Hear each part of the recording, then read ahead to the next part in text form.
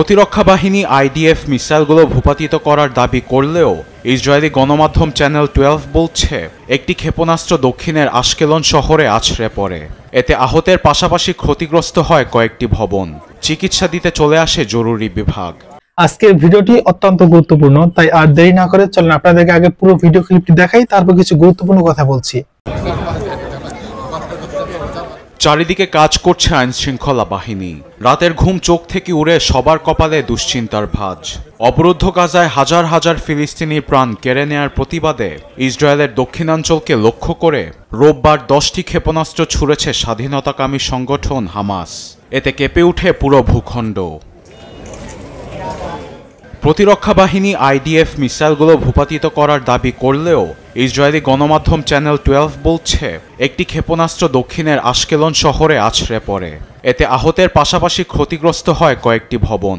চিকিৎসা দিতে চলে আসে জরুরি বিভাগ। পুরো এলাকা নিরাপত্তার চাদরে ঘিরে ফেলে আইনশৃঙ্খলা বাহিনী। হামাসের এমন হামলার পর নড়েচড়ে বসেছেন ইসরায়েলি প্রধানমন্ত্রী নেতানিয়াহু। বদলা নিতে গাজার দেইর আল বালার 5টি এলাকা খালি করার হুমকি দিয়েছেন তিনি। বেসামরিক স্থাপনা লক্ষ্য করে চালানো হচ্ছে ভয়াবহ হামলা। ঘটেছে প্রাণহানি, আহত অনেকেই। হামাসের প্রতিবাদের জবাবে উপত্যকায় আগ্রাসন আরও তীব্র করেছে নেতানিয়াহু। এদিকে ইসরায়েলি গণহত্যার প্রতিবাদে বিশ্বজুড়ে সাধারণ ধর্মঘটের ডাক দিয়েছে ফিলিস্তিনের ন্যাশনাল অ্যান্ড ইসলামিক ফোর্সেস।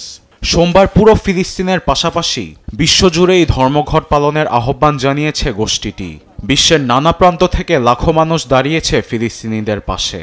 আপনারা পুরো ভিডিও ক্লিপটি দেখলেন। পুরো ভিডিও জুড়ে আপনাদের যদি কোনো মন্তব্য বা অভিযোগ থেকে থাকে অবশ্যই আমাদের কমেন্ট বক্সে লিখে জানাবেন। কমেন্ট বক্স অবশ্যই খোলা আছে। বর্তমান সময়ে এই সমস্ত বিষয়ে কথা না বললেই নয়। বর্তমান সময়ে যে সমস্ত কর্মকাণ্ডগুলো হচ্ছে এই সমস্ত বিষয়ে প্রতিনিয়ত মানুষের কথা বলা উচিত, কিন্তু আমরা কথা বলতে পারছি না। কিন্তু আমরা যারাই সোশ্যাল মিডিয়াতে কথা বলি, আমাদের অধিকাংশ মানুষ দেখা যায় আমাদের শ্বাসকে রুদ্ধ করার চেষ্টা করে, কিন্তু এটা আসলে ঠিক নয়। আমরা আমাদের জায়গা থেকে যতটুকু পারি আমরা চেষ্টা করি প্রতিবাদ করার জন্য। আপনার জায়গা থেকে আপনি যতটুকু বলতে পারেন ততটুকু আপনি বলেন, কিন্তু আমাদেরকে কেন আপনারা বাধা দিচ্ছেন? আপনারা বাধা না দিয়ে আপনার জায়গা থেকে আপনি যতটুকু পারেন চেষ্টা করে যান। আপনার কাজ আপনি করেন, আমার কাজ আমাকে করতে দেন, তাহলে তো হয়ে যায়, তাই না? কিন্তু সেটা না করে বর্তমান সমাজে কিছু মানুষ আছে যারা কিনা কন্টেন্ট ক্রিয়েটর বলেন, হ্যাঁ অবশ্যই আপনাদেরকে আমি বলবো, উল্টাপাল্টা কথা বলে এবং নিজেরা ভিউ কামানোর জন্য এমন উল্টাপাল্টা কথা বলে যেগুলো আসলে সমাজের জন্য ক্ষতিকর এবং রাষ্ট্রের জন্য ক্ষতিকর। কিন্তু সেই সমস্ত মানুষদের বিরুদ্ধে অবশ্যই বলা উচিত, আমরা বলি। কিন্তু যারা আমরা আসলে প্রকৃত ইউটিউবার আছি, আসলেই সত্য চাই, দেশের ভালো চাই, সমাজের ভালো চাই, মানুষের ভালো চাই, আমাদের বিরুদ্ধে অনেকে কথা বলে। ওই যে একজনে একটা ভুল করলে এই জন্য আর 10 জন ভালো মানুষ তাদের সহকার গালি দিই আমরা, কিন্তু এটা আসল মূলত ঠিক নয়। তো যাই হোক ভাই, আমার কোন মন্তব্য নেই, আপনাদের মতামত কমেন্ট বক্সে লিখে জানাবেন। আর ভিডিওটি কেমন লেগেছে অবশ্যই কমেন্ট বক্সে লিখে জানাবেন। আর পরবর্তীতে কোন রিলেটেড ভিডিও চান অবশ্যই আমাদের কমেন্ট বক্সে আশা করি লিখে জানাবেন।